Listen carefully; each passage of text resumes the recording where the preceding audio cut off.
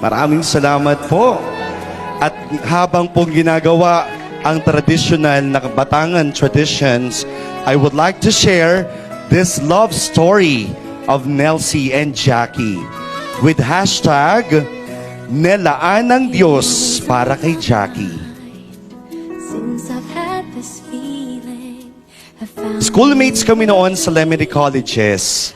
Siya ay second year college at ako naman ay third year. finally Hindi kami personal na magkakilala, pero siya kilala ko lang sa tawag na Yao Ming. I don't want Dahil siya ang pinakamatangkad sa school, samantalang ako, kilalang daw niya sa mukha dahil crush na daw ako kahit nasuplada ako.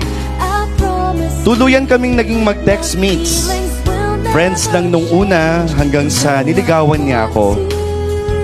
Hindi rin naman nagtagal at nagustuhan ko na rin siya. March 19, pinakilala niya ako sa family niya. Naging masaya kami.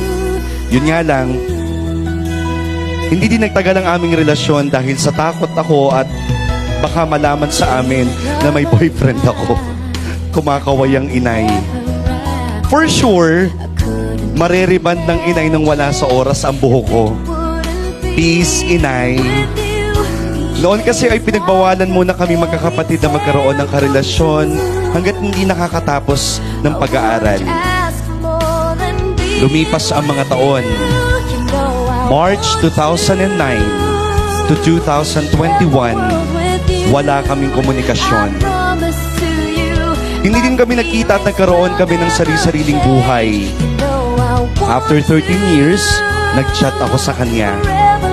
COVID pandemic kasi noon, tapos nakita ko yung post niya about COVID vaccine. Nakita ko na may vaccine shot na siya at sa abroad siya binigyan. Noong time kasi ngayon, may apply as seaman abroad si Dexter, bunso kong kapatid. At pinoproblema namin if pwede ba siyang umalis kahit wala pang vaccine. At nag-reply naman siya. Hanggang sa tumatawag na siya via video call, pero kinakancel ko. Ang dahilan ko ay sira ang front cam ng cellphone ko. Pero sa ilang araw na mga tawag niya, ay aksidente kong na-accept yung call niya. At dahil wala na akong pwedeng idahilan, araw-araw na kaming nag-uusap. Sa kanya ko kinikwento lahat ng pinagdadaanan ko. Hindi niya ako pinabayaan. Palagi niya akong pinapayuhan at higit sa lahat, pinapasaya niya ako. Nagpaalam siya sa akin kung pwede akong ligawan. Ang sagot ko lang, hindi pa ako ready.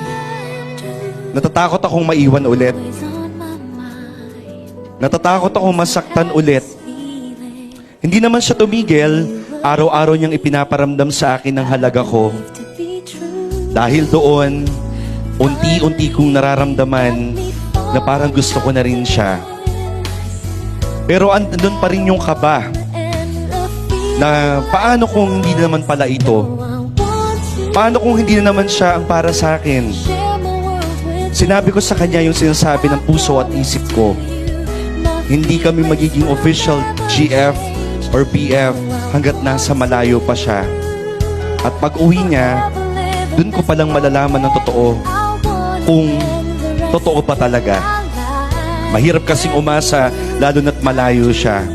Hindi ako magko-comment sa mga post niya sa FB dahil natatakot ako na baka may makapansin sa akin at may mag-chat na i-claim siya.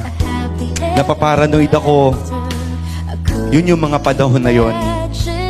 Pero noong March 5, 2022, umuwi siya. Kinabukasan, nagkita kami at doon niya sinabi na seryoso siya sa akin. Sa amin. Pinakilala ko siya sa family ko at naging maayos naman ang lahat. March 19, kapareho ng date ng una niya akong pinakilala sa family niya, ay muli niya akong ipinakilala. Ang sarap-sarap ng feeling, hindi ko ma-explain. Dinidignan ni Lord ang prayers ko. Araw-araw ko kasing sinasabi sa Kanya, Lord, ayoko na po. Pero kung may plano at nakalaan po kayo para sa akin, sana ay kilala ko na at kilala ko na rin po ako. sobrang aking pasasalamat kasi si Babe Jackie ang binigay ni Lord. Ang taong hindi ako iniiwan. Ang taong pinaramdam sa akin ang halaga ko. Ang taong minahal ako ng tunay. At higit sa lahat, ang taong dinala ako sa panghabang buhay. Palakpakan po natin.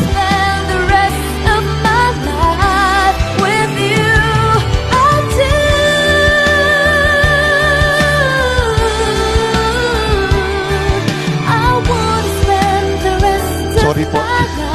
Masyado na pong malapit sa puso ko si Ate Nancy. Kaya masaya po ako.